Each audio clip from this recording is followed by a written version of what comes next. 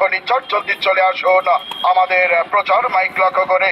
আমি দুটি গাড়ি আছে আমার। সকালে আমি ওই জুতোর দোকান করি, আর এক গাড়িতে 2টা পর্যন্ত, সকালে 8টা হইতে দুপুর 2টা পর্যন্ত দিচ্ছি, আর বিকেল 5টা হইতে রাত 10টা পর্যন্ত এই চানাচুরের।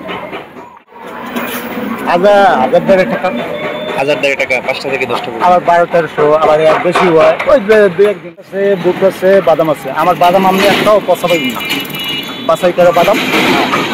আর এই আপনার ছোলা বুট আছে, চানাচুর বিক্রি করি কলেজপাড়া, এই বিভিন্ন হাটে বাজারে বিভিন্ন জায়গায় যাইয়া। এত পেশা রেখে আপনি আসলে এই পেশায় কেন আসলেন বা কিভাবে আসলেন? আসলাম নিজের দক্ষতায়, আরও আমার পাড়া প্রতিবেশী আরও সহযোগিতায় এই ব্যবসায় চলা যায়, মানে মোটামুটি চলতে পারি। এই যে মিল্টন ভাইয়ের একটা গান চালাচ্ছেন, এইটা আসলে রহস্যটা কি? মিল্টন ভাই গান চালাচ্ছি যেহেতু আমি চানাচুর বেচছি, আমার চানাচুরে মোটামুটি একটু সুনাম ভালো আছে। আর আমি সর্ব পরিষ্কার পরিচ্ছন্নভাবে সব কিছুই মানে যত্ন সহকারে আমি বানাচ্ছি, খাওয়াচ্ছি, যার জন্য যাতে মানে আমার নামটা যাতে চলে, আমার নামে যে নাম মিল্টন ভাই চানাচুর ভালো, বাদাম ভাজা ভালো, বুট ভাজা ভালো, এই জন্য আমার নামটা মানে প্রচার করে মানে আমি চালাচ্ছি।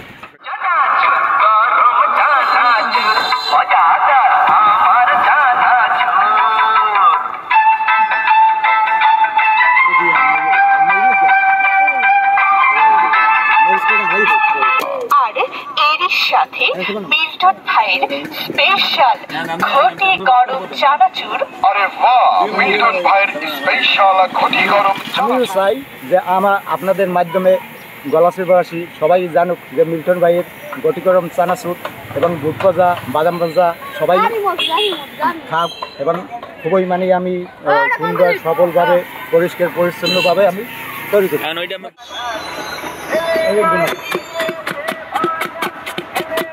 চানাচুর খুবই সুস্বাদু, খুবই টেস্টি, আপনারা খেয়ে মজা পাবেন।